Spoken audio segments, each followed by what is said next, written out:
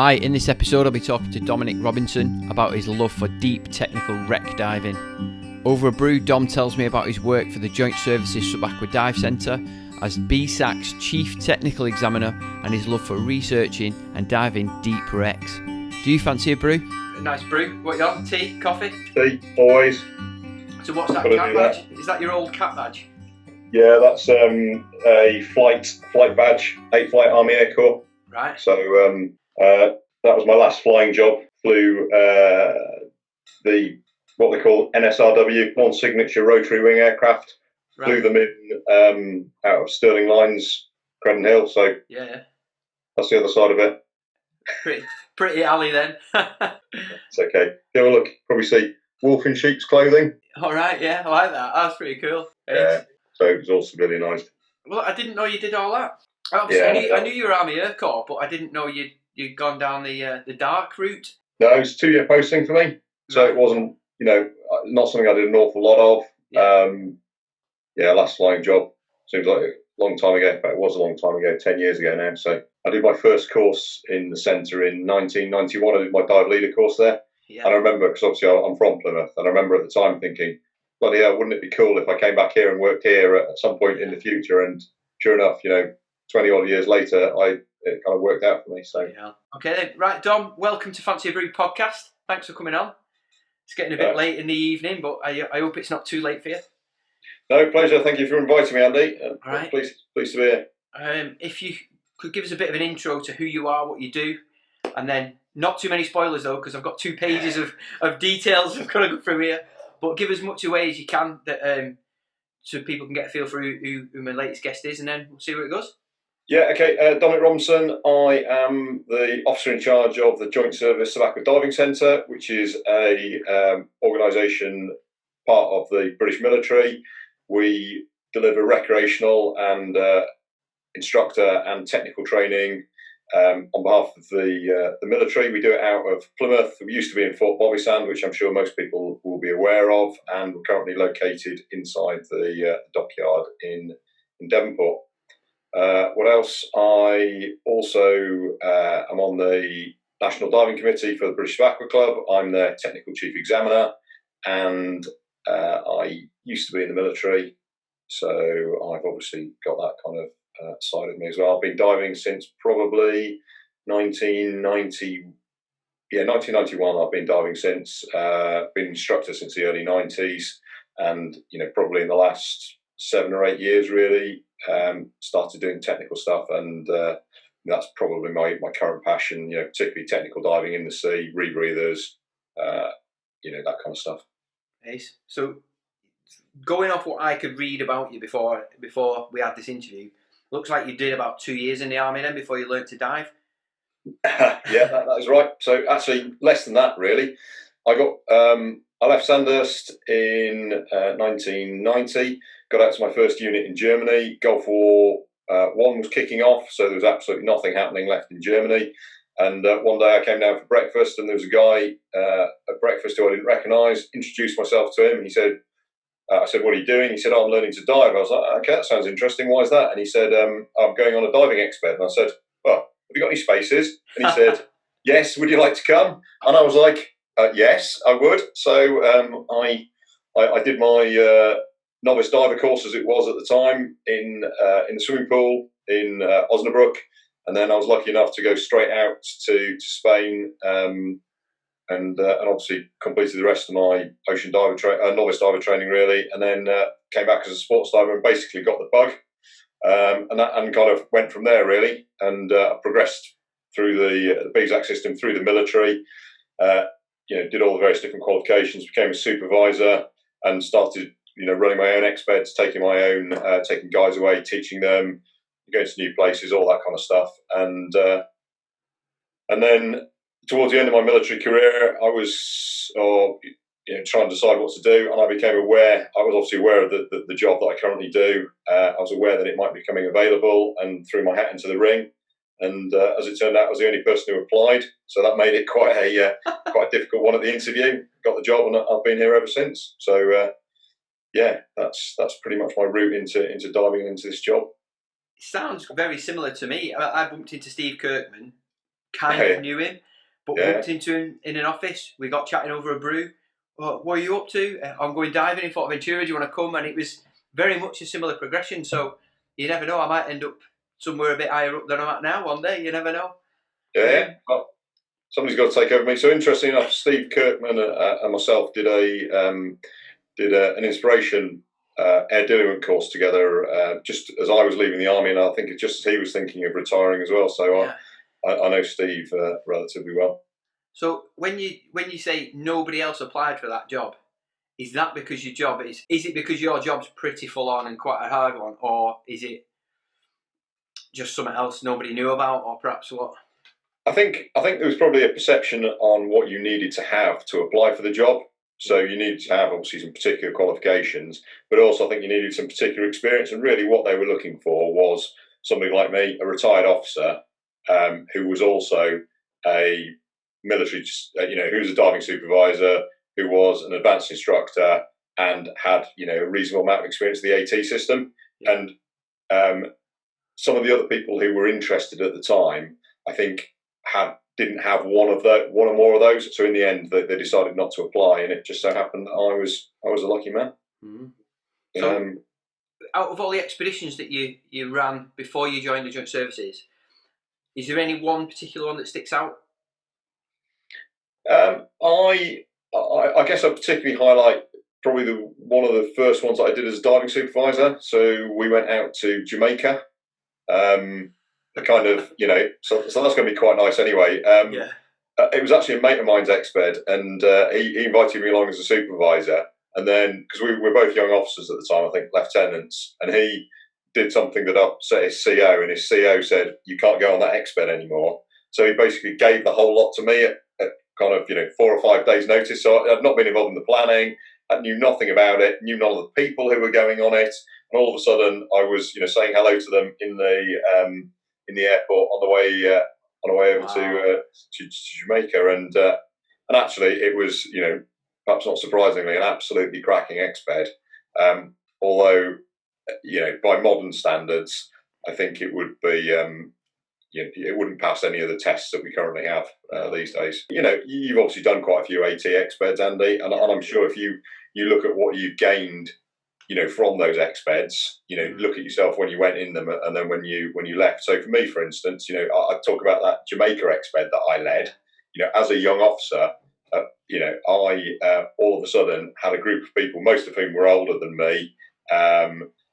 There was some interesting shenanigans with a few of the people on the thing, on the exped as well. So it had to deal with some of those kind of situations. The diving itself was, although it was Jamaica and therefore really nice, because we were operating autonomously. We weren't operating with a company or a group. So therefore, as the supervisor, I was making the decisions about the diving, using what little information I had, charts and those kind of things. Yeah. So in terms of developing me as a diver and developing me as an officer, I personally gained quite a lot out of that. Mm-hmm. And I think, if I'm honest, I think probably one of the things we've seen with the AT system is it getting more and more and more constrained. So actually, those benefits that I got from that probably aren't present to the same extent with certainly with diving expeds that are being run at the moment.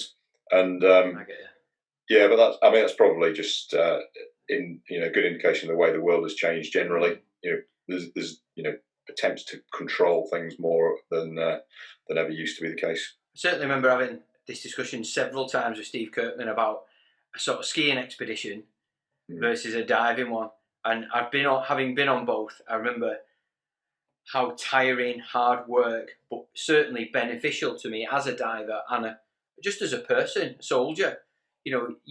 As a junior, I was stood up in front of my commanding officer and giving him a brief rather than him giving me one. All these sort of command and control aspects of it and leadership. It was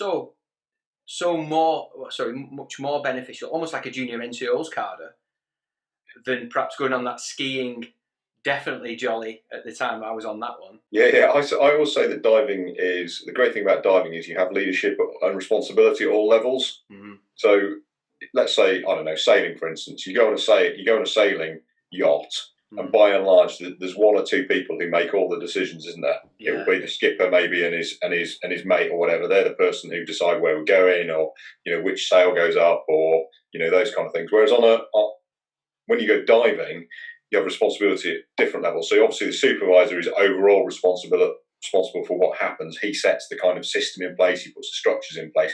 But then when you put divers in the water, his ability to control is very limited, if at all. So therefore, the person who is the dive leader in that pair is the person who's controlling things. So they have this huge level of responsibility. So your example there, when you were the instructor or the dive leader with your commanding officer, all of a sudden, you've got that responsibility with somebody, in a situation that's not normal for your relationship with him. Yeah. But then even the most junior diver has a considerable amount of responsibility as well, because they're responsible not only for themselves, for checking their gas, but monitoring their depth, staying with their buddy. But then if something happens to their buddy, then they're responsible for, rescuing him or bringing him up to the surface or whatever. So I think in terms of a leveler, it's really good.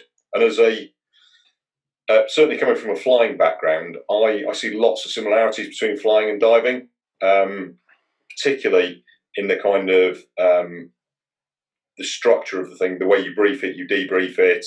It's quite technical in terms of the kit and the boats and the planning and all those things. Lots of synergies with flying, and so I think diving is a really good military activity. As a recreational activity, it mirrors really well some of the military stuff that we do as well. Yeah. So I think there's great synergy that way, and it's something that's not particularly well appreciated, I think, outside the diving environment. Yeah, I agree. I remember my first expedition that I ran to Malta, and trying to put it to the powers that be, and trying to sell that, and with them not being divers, it was a much harder sell than perhaps if they were divers, and maybe it wouldn't have been as hard. Right, let's move forward then. So, your passion, wreck diving. Yeah. Where did you find that sort of love? What was your first notable wreck that made you go, this is for me? First notable wreck? Well, I think it's one of the things, though, isn't it? Everyone, when they learn to dive, has this vision of going on a wreck, don't you? And you have this kind of this view of what a wreck should be, and basically it's kind of probably a galleon with the sails still fluttering and a big pirate treasure in the back, and that's what we all envisage we're going to experience when we go underwater, don't we? But the reality, as we know, is that doesn't happen. Wrecks don't survive like that. So in terms of where did I get the bug, I guess. So having done that expedition, I then did some diving in the lakes in Germany, which aren't particularly great. But then I came back here for my dive leader course. So I did the James Egan Lane on my dive leader course. And I can still remember it really well. And it was obviously very different in the early 90s to what it is now. So much more intact and everything. And I remember thinking at the time, whoa, this looks pretty cool. This sounds like something I'm really interested in. And from there, I organised quite a lot of UK expeds. So we went up to places like Kyle of Loch Alsh, dived to Port Napier up there. I went down to Porthcaris, dived out of Falmouth, and dived, the kind of wrecks that are around there, things like the Mohegan or the Volney, kind of started getting into that, realising that actually the majority of wrecks that we have access to in this country are First and Second World War wrecks. Yeah. And a particular type, aren't they? They are big slab-sided steel,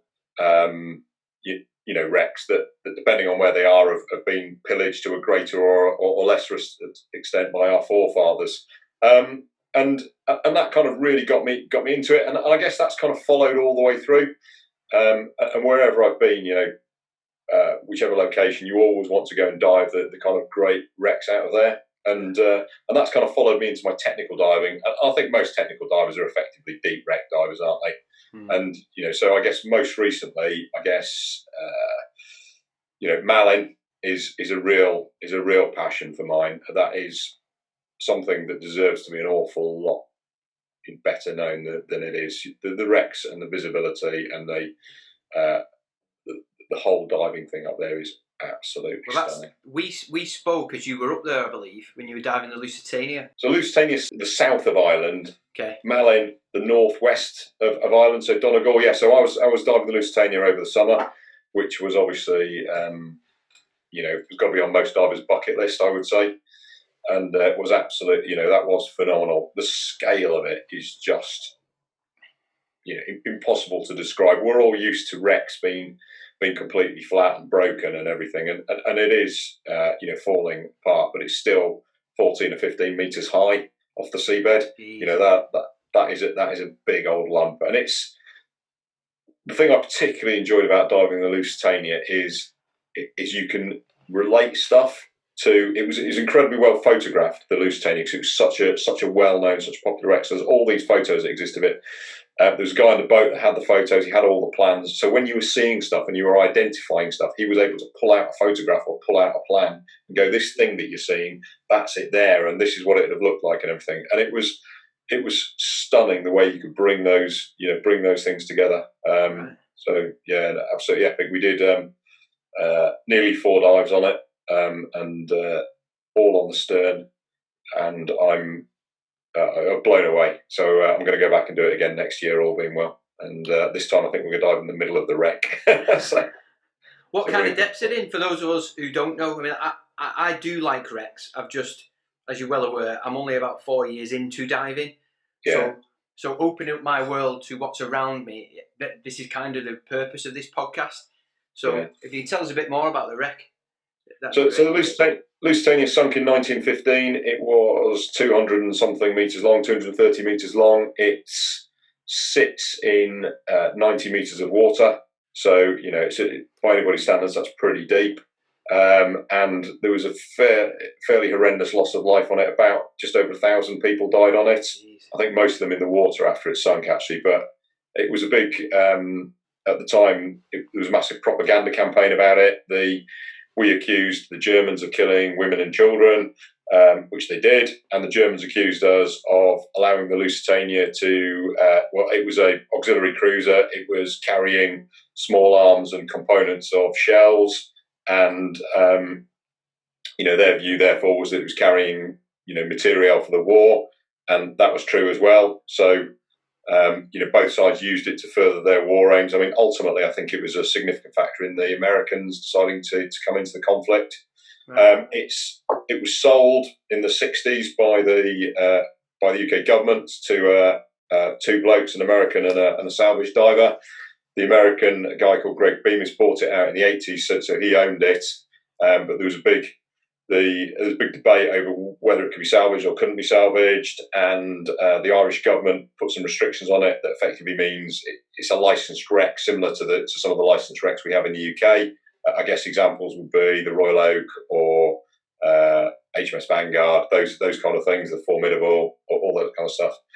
So in order to dive it, you need to dive with somebody who's got a license, and therefore, very, very few people dive it. And it's also, you go down there and there is stuff in terms of brass stuff everywhere. There were 2 telegraphs down there on the stern. There was massive brass windows all over the place, and there were bits of bathrooms. There was plates. There was bottles. The kind of stuff that you don't normally see on most wrecks. So absolutely incredible. So there you go, Lusitania. Jeez, I think it was a submarine from what research I'd done of it. Is that right? Submarine hit it? Yeah, no, German submarine, as most of the World War I wrecks were. Yeah, German submarine torpedoed it without warning and hit it on the starboard side just after the bow, and that had an explosion. And then there was a big secondary explosion. That's what most people think sunk it. Initially, they thought 2 torpedoes had hit it, but subsequently, it was the Germans said they only fired 1, and the second explosion was the source of some controversy. So was it munitions that exploded after the torpedo had hit it?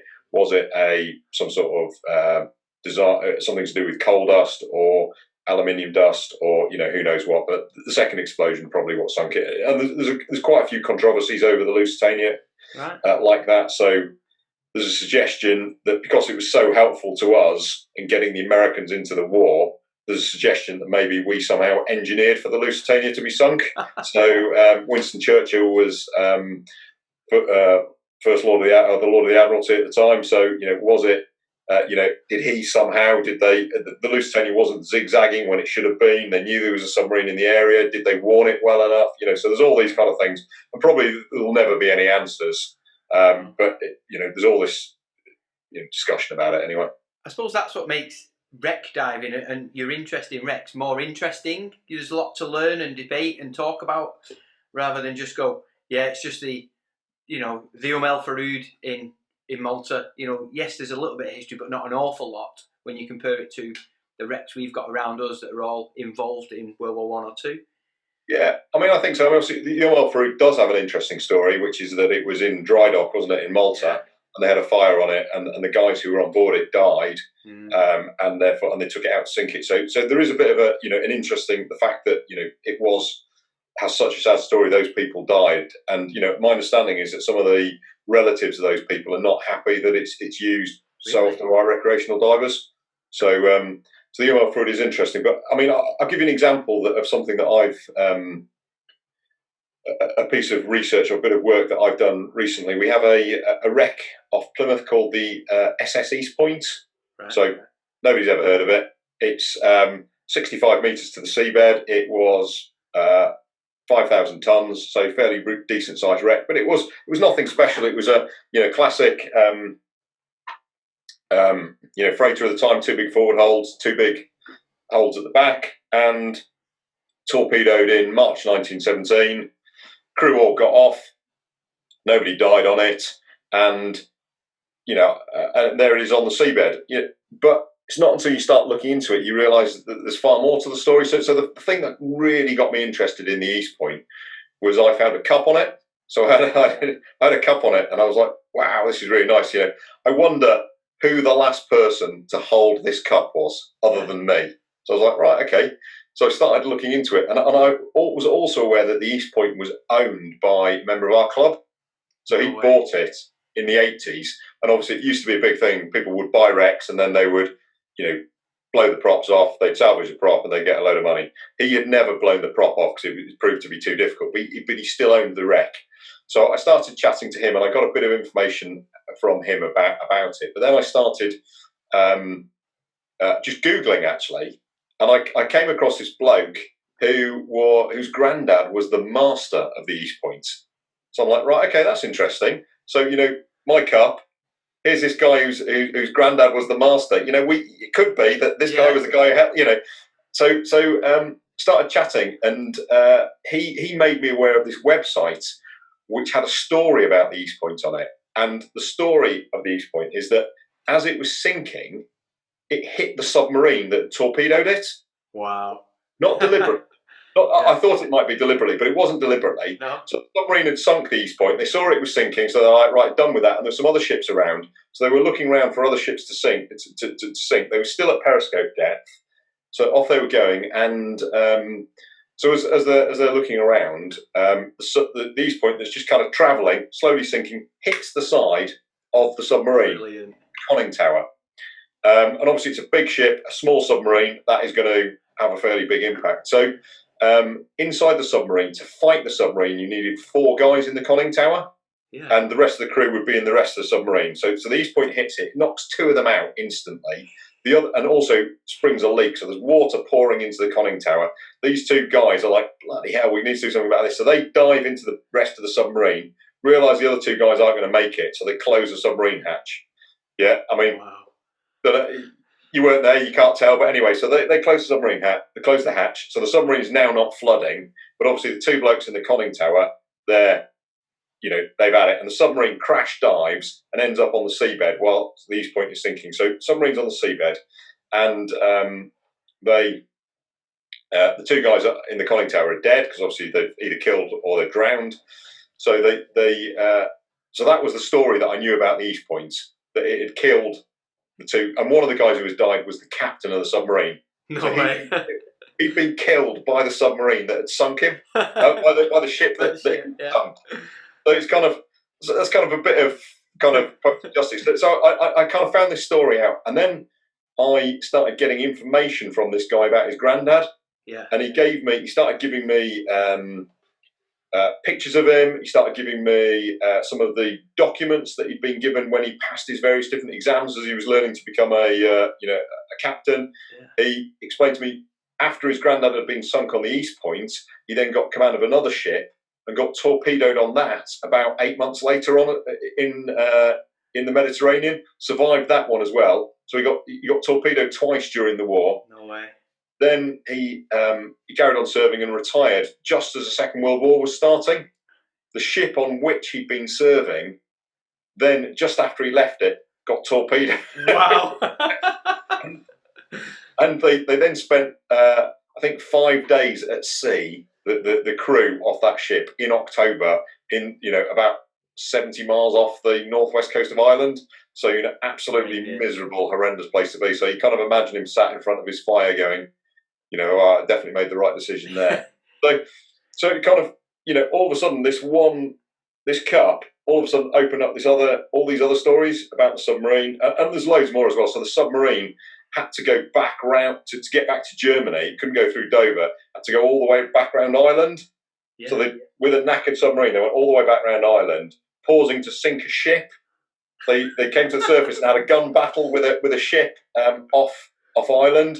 So clearly they were absolutely nails to do that, weren't they? Brilliant, yeah. And so the East Point had been in Gallipoli as well. It had nearly been sunk in Gallipoli. Had another fire going over to America. Loads and loads of stories around it. So I put all these things together, and I've actually there's a YouTube video. So if you Google East Point and the U-48, you'll find my YouTube video about it. I did it as one of the webinars earlier on in the year. So when you talk about wreck research, and the kind of stuff you can find out, for me that is just absolutely brilliant. It definitely makes a good chat. I've got to say though, I'm shocked that you didn't say you managed to meet the old boy, and he had a picture of the mug, and then you gave him the mug, and he took a picture of it with the picture. That would have been ace.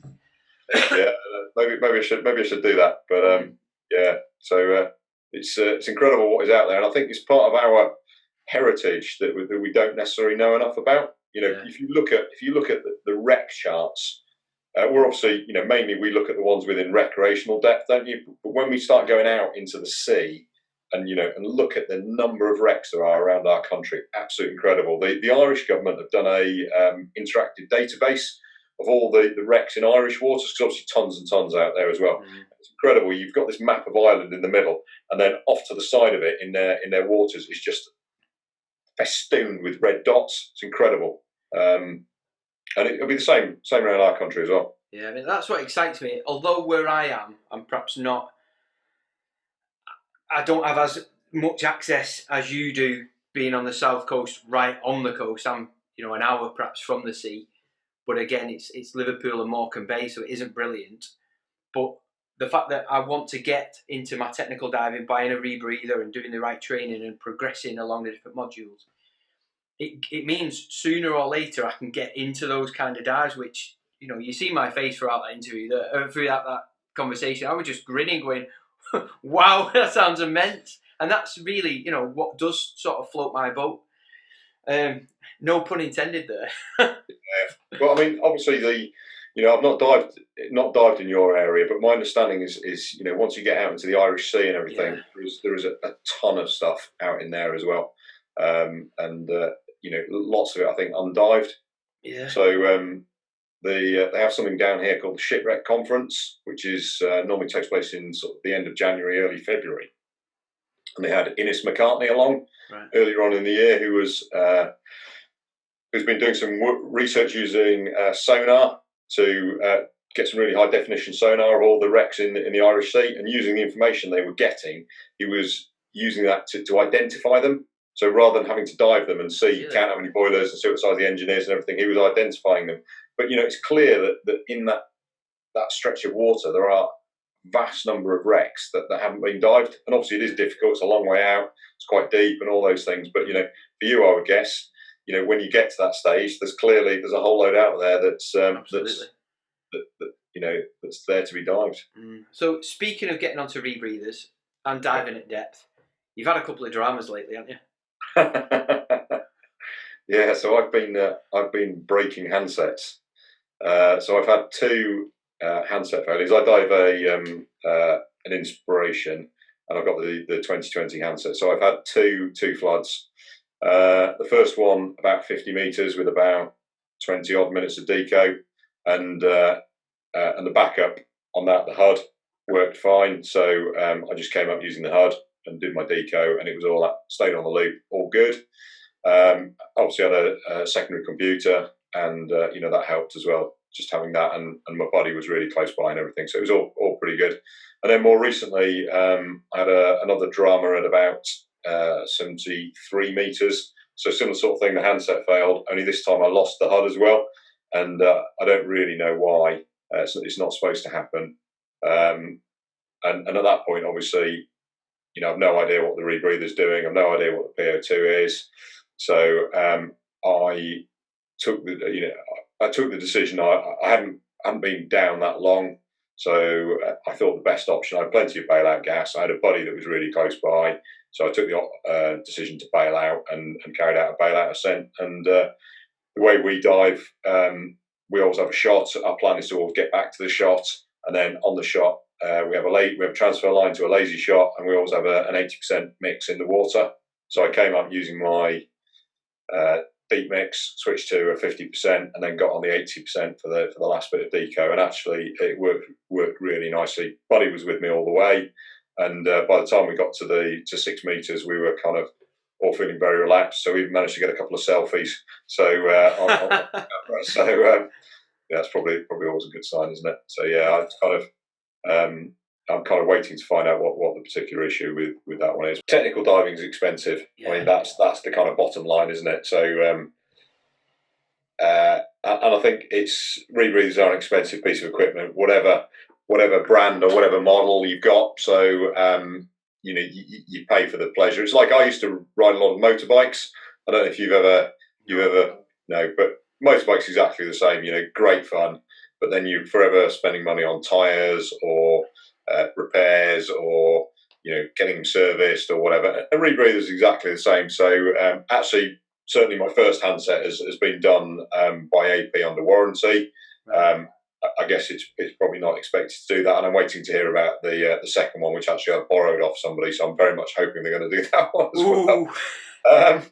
But yeah, I mean, there was other stuff. You've got to have this kit regularly serviced. If you don't have it regular serviced, your life is depending on it, and you're going to, ultimately at some point it will bite you, I would say.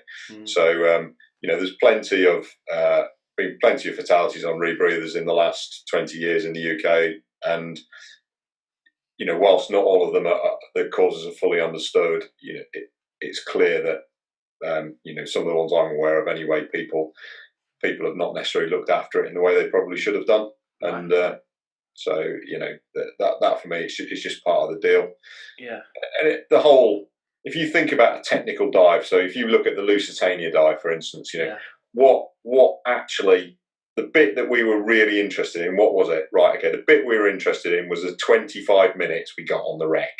Okay, each time you did it, so 25 minutes on the wreck. What surrounds the 25 minutes on the wreck? Well, first of all, you've got a little bit of descent. Yeah, then you've got 2.5 hours of ascent. Okay, so all of a sudden, the cost of that 25 meters, 25 minutes on the wreck includes 2.5 hours of decompression. Okay, fine. But then you've also got the, hour and a bit trip each way on the boat to get there, which costs you, whatever it costs you, 80 pounds, or, maybe even more, depending on where you're going.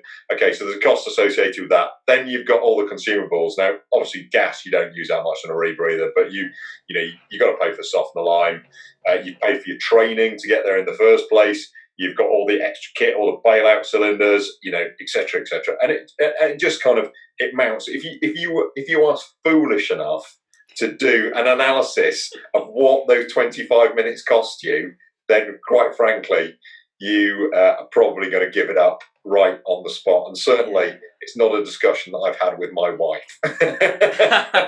See, I have had this discussion, not with your wife though, with mine. But what I find exciting and what really draws me in is having these kind of conversations, whether it be in the build-up to the planning and preparation. I love spending Friday evening in my garage, digging through kit, making sure everything's working, doing a little bit of servicing, going through a checklist of kit. We've got like 2 rubble buckets that we just toss each other's gloves in and computers in and whatever bits and pieces. I love going through that. My wife hates that. We dive together quite a lot. So she'll be making dinner and, you know, a bit of catch-up TV or something, a glass of wine. I'll just have a brew, freezing me nuts off in my garage, but doing all that. And then, you know, they're talking about where we're going, how we're going to do it, where we're going to go, who's going to come. All that would be my 25 minutes spread out over a couple of days. That's where and I'm sure you probably get the same sort of feeling of value from all that money, that training, that research, and the planning and prep phases. So I'd never want to break it down into 25 minutes because it would just be, nah. Yeah, I mean, one of the big things for me is, you know, some people, you know, that side of things is not really something I particularly get a lot of interest out. Although obviously I do it. Yeah. You know, because you've got to get the preparation in with a rebreather. You've got to spend the time making sure it's right and doing all the checks and all that kind of stuff. Otherwise, it's going to, you know, cause you issues. But for me, a thing I particularly get out of it is the people that you go with. So all of a sudden, you know, once you put yourself into that environment where you're going out to do a 60 or a 70 or 80 meter wreck, then the group of people that you have traditionally been with on your diving, and this is potentially going to be a problem for you, okay, because unless your wife follows you, then clearly you're going to end up in different places.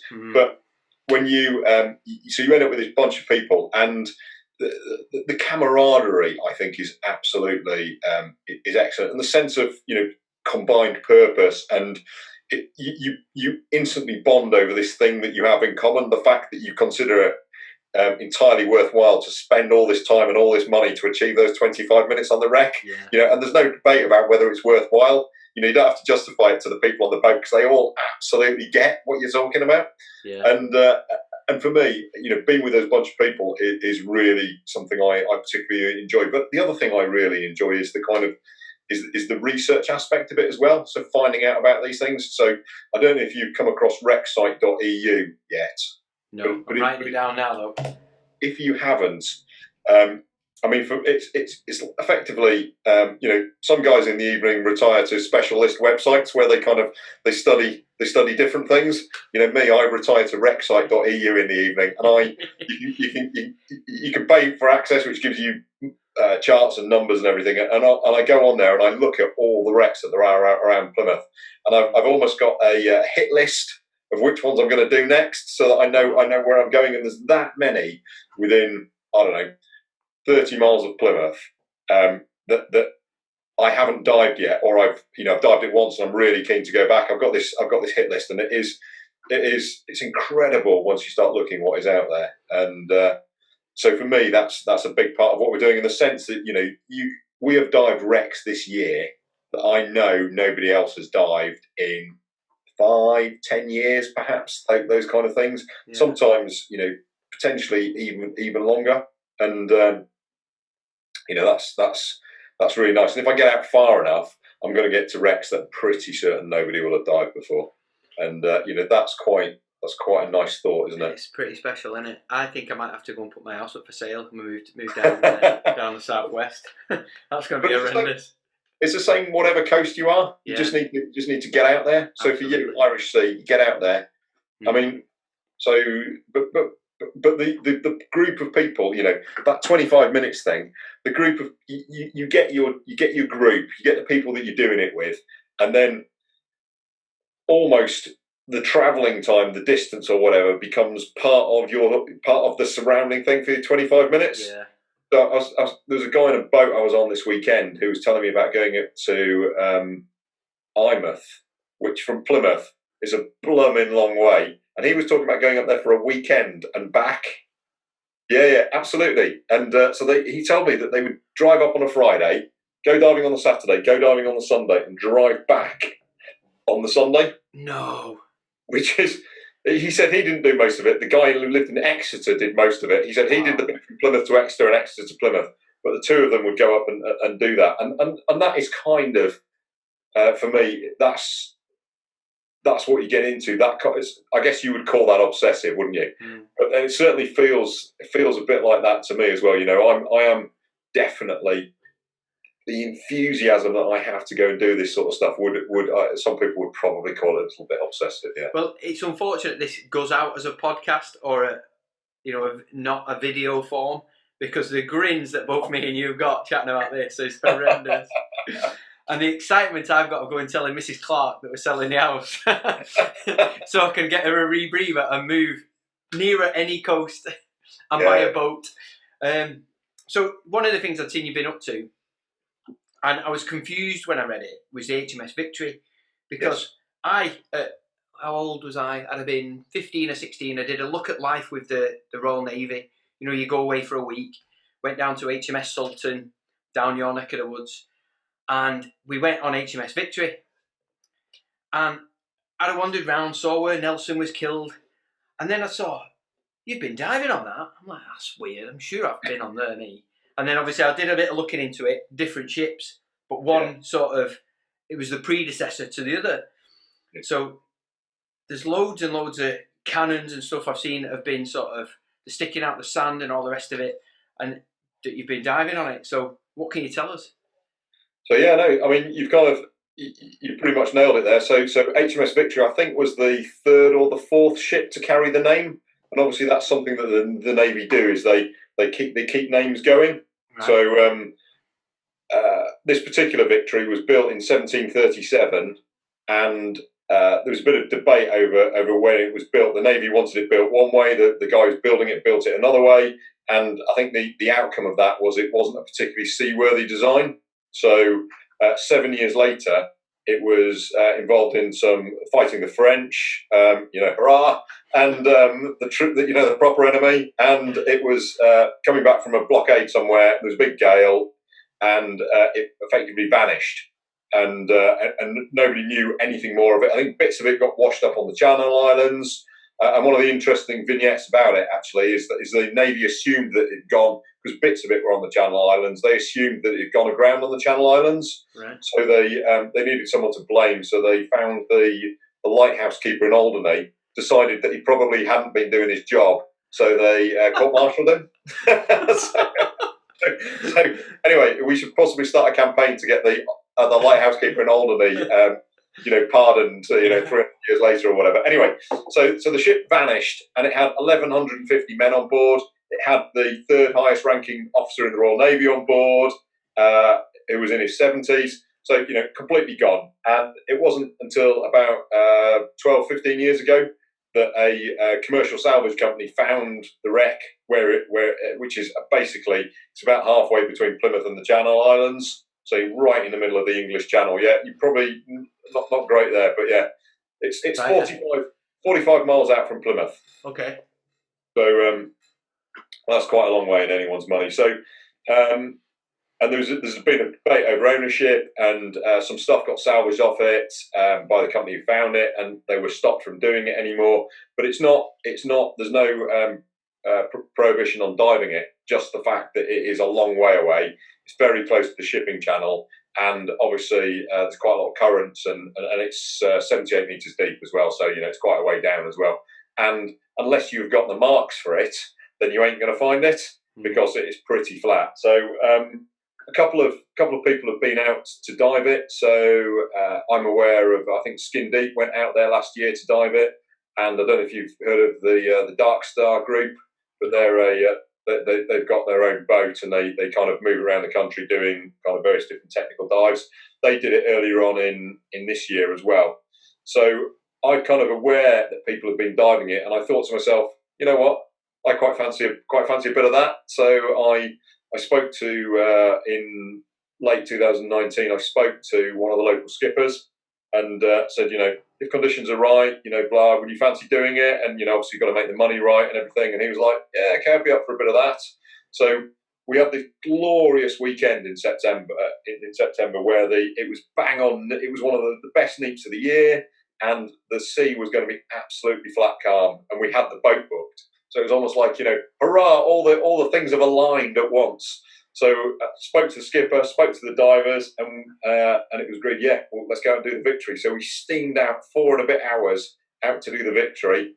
I got some marks for it off some people I know, and there's a bit of concern they might not be right. So we got out there, and it is pretty flat, but luckily on the sonar you could tell there was some metal things down there. You could see metallic hard returns down there, so we're pretty confident we got it.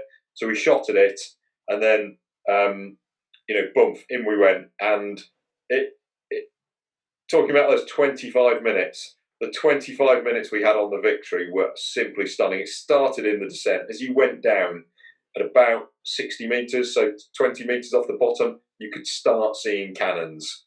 And these aren't little cannons. These are 4 or 5 metre long bronze cannons. I don't know if you've seen the photos. I know they've got the crest of King George III or King George II royal crest on the top of them. Yeah. They're higgledy-piggledy arranged, next to each other. There's other things down there. There's bits of wood. There's bits of lead things. There's kind of all sorts of random bits of concreted iron. So there's lots and lots of stuff down there. Obviously, the cannons are the stars of the show. Yeah. And we, had 20 odd minutes of swimming around. You looked out and you could see other people's torches, miles and miles away. You could see the strobes that we'd left on the shot line. Absolutely phenomenal. Ambient light all over it. It was just incredible. Got back on the boat. All got back on the boat. Okay, after doing our 2.5 hours of deco, and then when we're on the boat, the skipper tells us that he's had pilot whales nudging the boat all the time we were in the water. You've got the video, and you can see that these pilot whales, a big pod of pilot whales came up and were banging the boat. And then we had dolphins and tuna and herring leaping out of the water and everything all the way back. And it's been a good day when all the divers were like, "That is the best dive I've ever done." And these are kind of fairly hardened guys who've done an awful lot of diving both in the UK and overseas. And not only that, the skipper, who has spent 13 hours on his boat, turns around and goes, "That's the best day's charter I've ever had."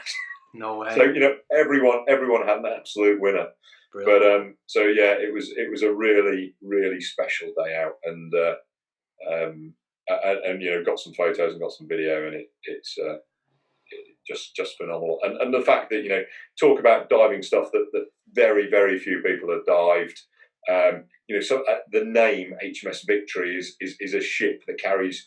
Everybody has heard of the Victory in this country, haven't they? Not necessarily that one, but they know HMS Victory. Yeah. A ship with a real story as well. The fact there was such a huge loss of life on it, and it was missing for so long. It was a first-rate ship of the line.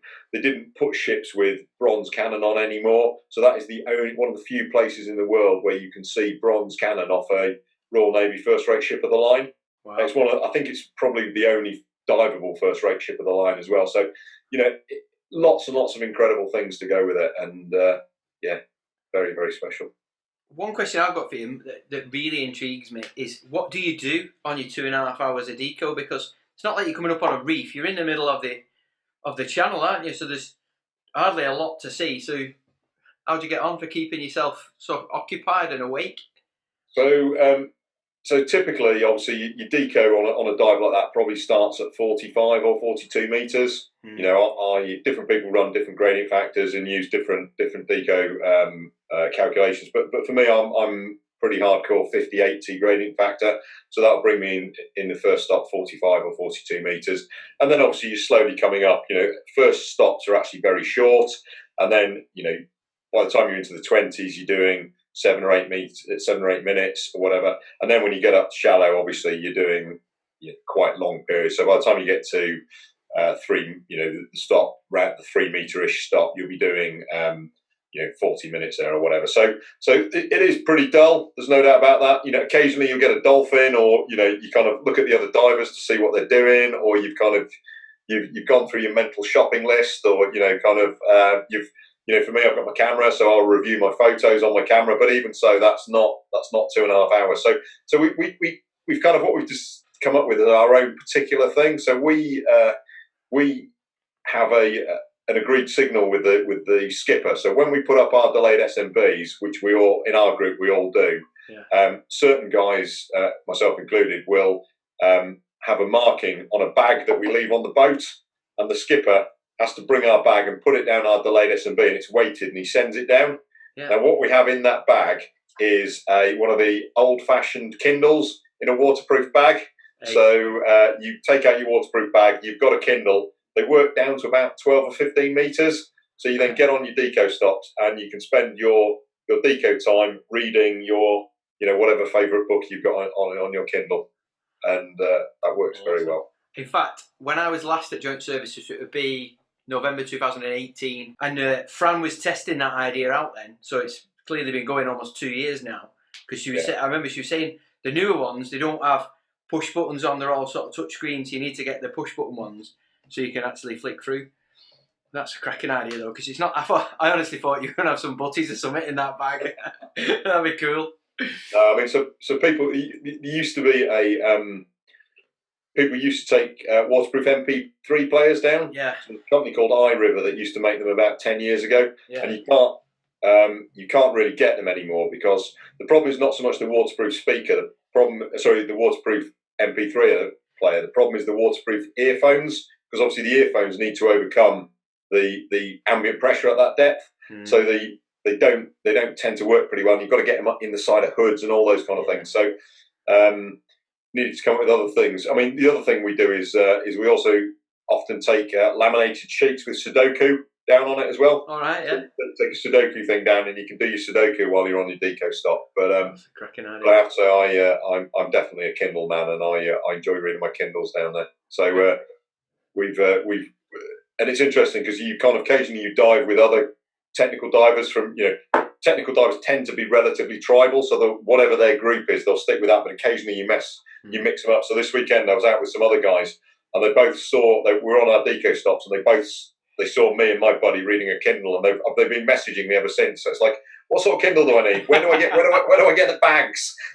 etc. etc. So it's clear. I think this is going to be the next big thing. You're going to see it kind of explode in the technical community. There'll be none available on eBay anywhere now. I've got a big stock of them. I bought all the stock. I've got 5 or 6, because occasionally they do flood. Yeah. And it's my kind of nightmare scenario is that I'm going to get down to my last Kindle and it's going to flood. I love how you've got the sort of Plymouth Mafia on old Kindles. Yeah. So we call ourselves GuzTech. I don't know if you've come across that hashtag. No. So GuzTech, the old obviously tech is fairly straightforward, but Guz, the old Royal Navy name for Plymouth is Guz. Right. So if you tell to Plymouth Nate Matlows and you say I'm off out for a night out in Guz, they know absolutely that it's Plymouth. So we're GuzTech, because we're all pretty much Plymouth based. So Fran, who you mentioned, is part of the gang, and there's a whole load of other people as well. Awesome. So with your involvement with BSAC outside of Joint Services as a Chief Technical Examiner, do you want to talk about the new developments that are coming out, as in the new Mod 1 and that? Or Yeah, absolutely. So BSAC is obviously a volunteer organisation predominantly. There is a small, headquarters staff. The majority of people like me are volunteers. So the National Diving Committee, all volunteers, and I guess you get pros and cons with that. But one of the things I think, so in terms of what we're doing to move things forward, earlier on in the year we did a bit of a Q&A webinar, sort of explaining what was coming out, and since then I think it's been quite good. I'm really pleased that a few things have been achieved. So really important thing I think is the publication of the gas density tables. So I'm not sure if that's something you've come across necessarily, Andy, but no. Typically, of course, when you're doing deeper diving, your gas mixtures have been constrained by 2 things.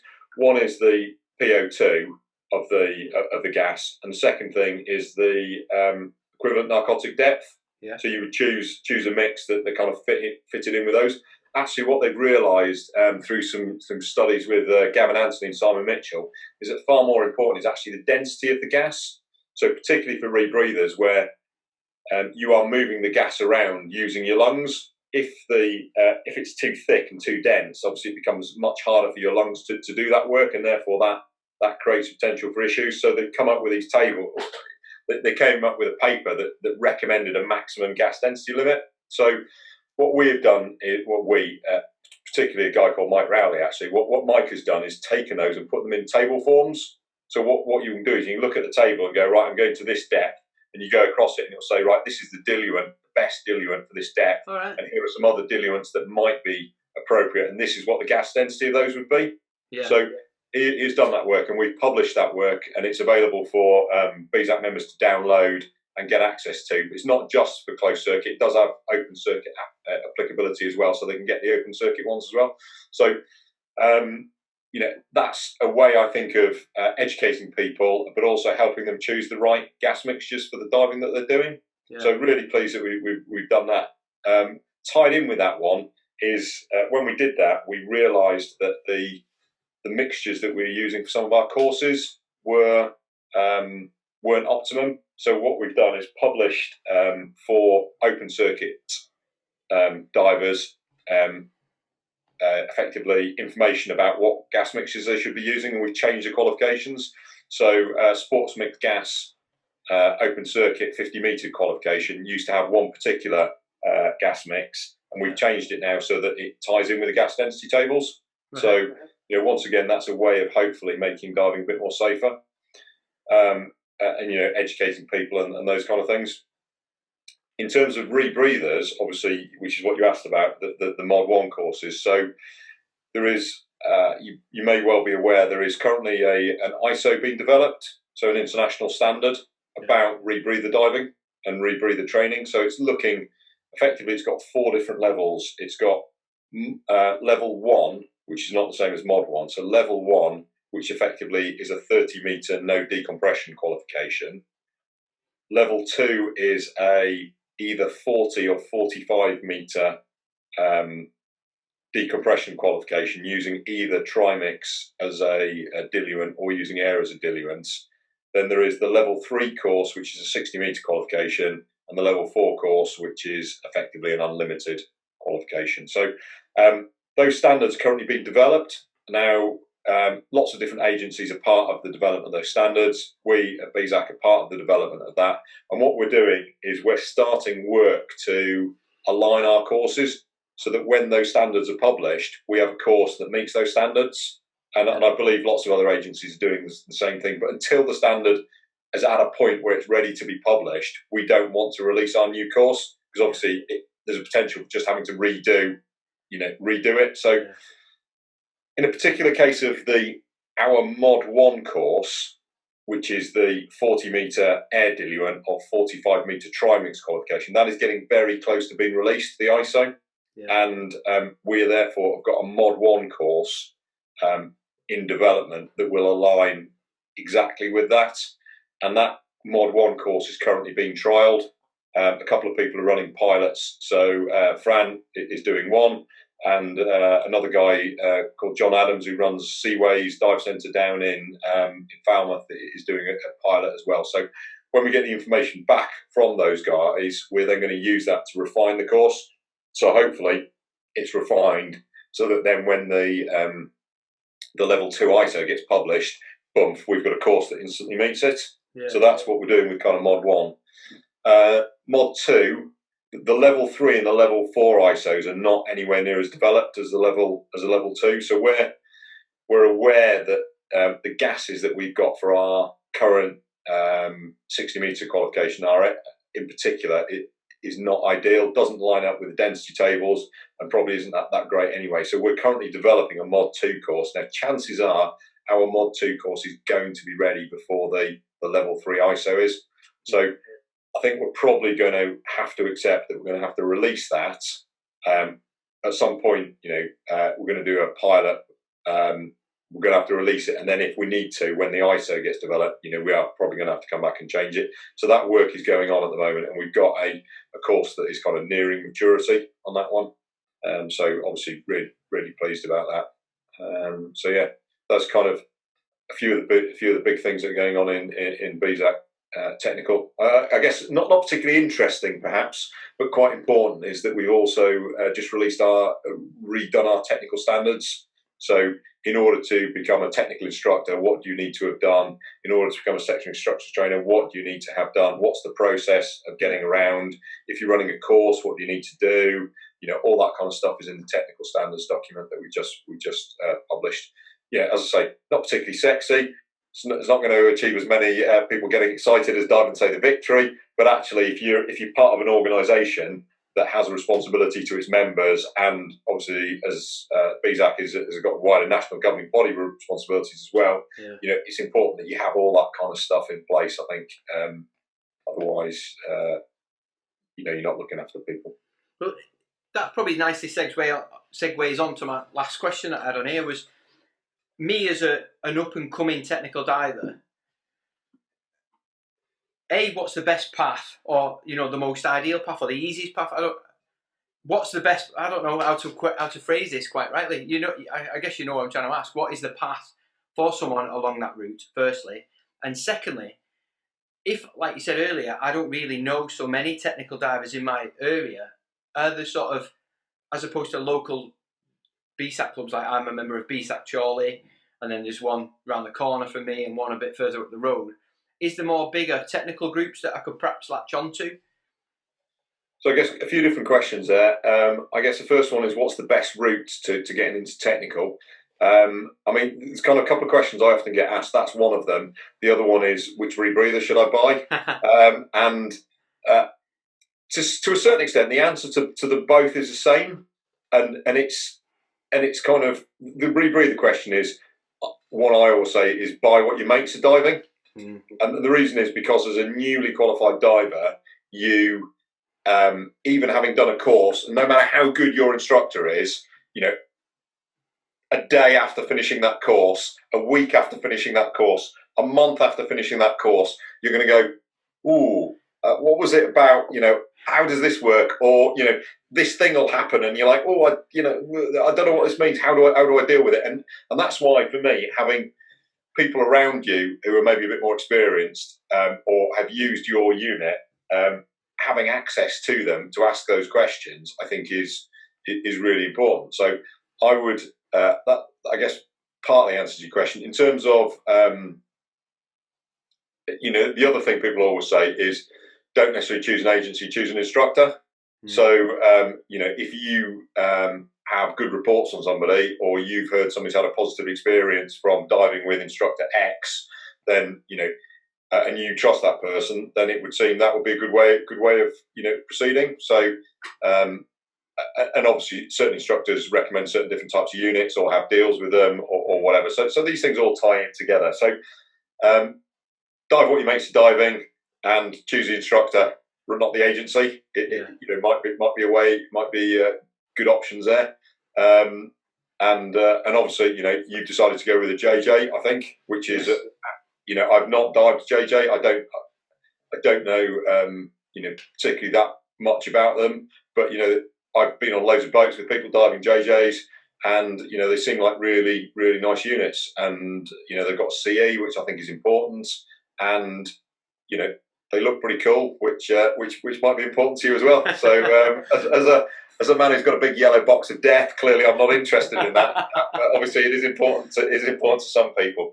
So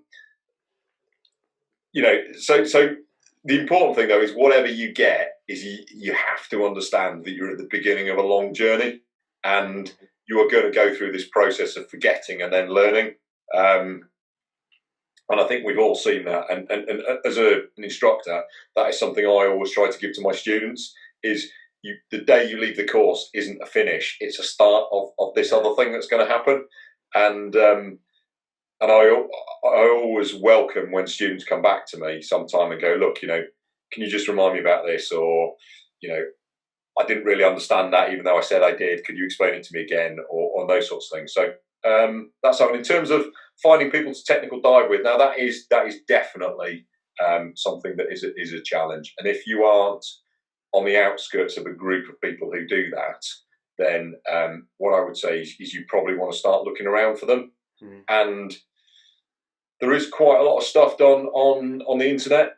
So you will see stuff on there. You occasionally see stuff offered But my view, I do most of my technical diving through the local club here. So the Plymouth Sound BSAC club. We're lucky we have 30 odd people in there with rebreathers. Wow. We probably have 10 or maybe 12 who are, regular mixed gas divers. So, actually I can plug straight into this kind of group of people, and we've kind of built it up a bit as well.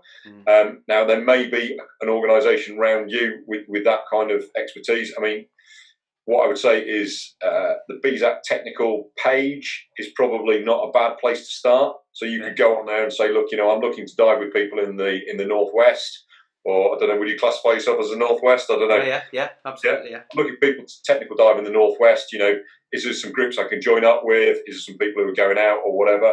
And, maybe see if you can, you start to build up that network. I mean, if you're down here in Plymouth, I would, of course, say, come and join our club and come out with us. And, one of the things that we have done is we have attracted people who, from other clubs, who might not have, as many people doing it. So they've seen what we've done, or see what we're doing, and they come to us and, they join in with us, which is obviously great. But yeah, no, that for you, I would say that's probably not a bad recommendation as a starting point. Fantastic. And then you build up that network and you go from there. Are you doing a Trimix course as well? No. Okay, so a lot of agencies do offer a 45-metre Trimix ticket at Mod 1. Right.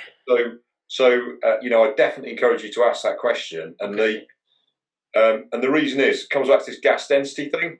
Right. So although air diluent is routinely, all agencies teach it for a 45, pretty much all of them teach it for a 40-metre ticket. Yeah. The reality is that below about 30, there's some really good reasons to start diving on Trimix. Okay. And given the fact your actual Trimix you're using is negligible, there's not really a cost implication of doing it.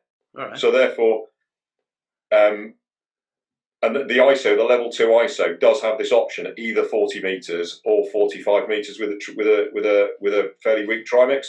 So anybody entering, learning on a CCR now, I would say you should be trying to, particularly if you're looking at deco diving, should be looking to get a 45-metre Trimix ticket, because it just makes so much sense from a gas density point of view. Okay, well, I'll certainly be messaging Kieran in about 5 minutes and saying, make sure this is sorted. But, I mean, I don't know his particular protocols for his agency or whatever, but it's lots of people are going that way, and I would say that would make sense. Certainly won't hurt to ask him, will it? And obviously, if we get a flat no, it's a no, isn't it? But yeah, and obviously narcosis and all those things, it will be a better experience. Yeah. Diving with a weak Trimix. Would you suggest having an open circuit Trimix ticket before you have closed circuit? And people have different opinions on this one. For me, I can see no good reason to do open circuit Trimix, because the things that you've talked about, the fact that you are used to switching stages, which you will have done on ADP or whatever equivalents, and you've done all the oxygen toxicity stuff and everything. If you've got a decent course, a decent Mod 1 or Mod 2 course that's teaching you all the Trimix stuff, that should cover everything that you need to know. And it's just, if you are going down the rebreather route and you want to go down it a long way, you need to be getting on a rebreather and starting diving it, because really, I mean, for us, for our work, to go from Mod 1 to Mod 2, we say 50 hours on the unit is what you need. And that's not an insignificant amount of time. So you need to be getting on your unit, you need to be getting in the water, and you need to be using those 50 hours, not sat at the bottom of a muddy pool just waiting for 50 hours to clock over, but you want to be doing some decent decompression diving as part of that. Yeah. You want to be in the sea, and you want to be repeating some of the stuff that you've been taught on your Mod 1 course. So you'll be taught to do diluent flushes, you'll be taught to do bailout ascents, you'll be taught to muck around with your handset to investigate different things, to change things. You'll be taught to run it as a oxygen, possibly as an oxygen rebreather or constant volume, and all these kind of things. You want to have those skills absolutely nailed, so that when you come to the Mod 2, you're then ready to move on to the next level without needing to repeat all the stuff that you should have done at Mod 1 and learned. So, yeah, get on the unit as soon as you can.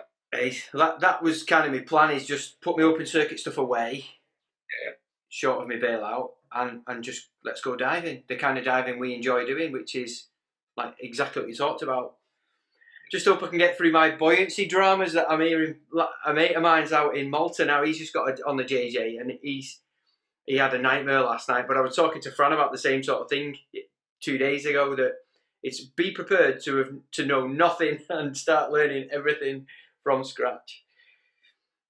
Everybody says that. Everybody, who's getting to go on their course nods and goes, "Yeah, no, absolutely get that." And about 2 or 3 days in the course, they go, "You know what? You were absolutely right, and I didn't believe you." so it is absolutely true. People do find the transition a bit challenging often. So you just be prepared for it, basically. Well, that's what we live for—a bit of a challenge. Can't wait. Yeah, no, fantastic. And I'll look forward to seeing you on it. And obviously, when you're down here in Plymouth doing your course, make sure you pop by and absolutely, mate. If you're in work, I'll try and tip me out for a brew. If not, I'll give you a shout, let you know I'm about. But I really appreciate you coming on, Dom. Some of them stories about the wrecks and everything. It's certainly made me smile for the last nearly 2 hours. And I've gone through too many brews, so I'm going to be up all night, not only with a caffeine rush, but nipping toilet every 5 minutes. But nonetheless, it was definitely worth it, mate. So I appreciate your time. Thanks very much. No worries. Thanks for inviting us. Mega, mate. I'll no doubt see you in about a month. Cheers. Take it easy, mate. I'll see you soon. Okay. Cheers now. Thanks, pal. Bye. So that brings us to an end of episode 31 with my friend Dominic Robinson. Links to all the things we discussed are in the podcast notes. You've been listening to Are You a Scuba Diver? Fancy a Brew podcast with me, Andy the Northern Diver. You can find more scuba related content on my YouTube channel. The link is in the podcast notes. If you've enjoyed this episode, please consider subscribing and leaving us a 5-star review. If there's someone or something you'd like us to discuss, let us know via our Facebook page. Thanks for listening. See you on the next one.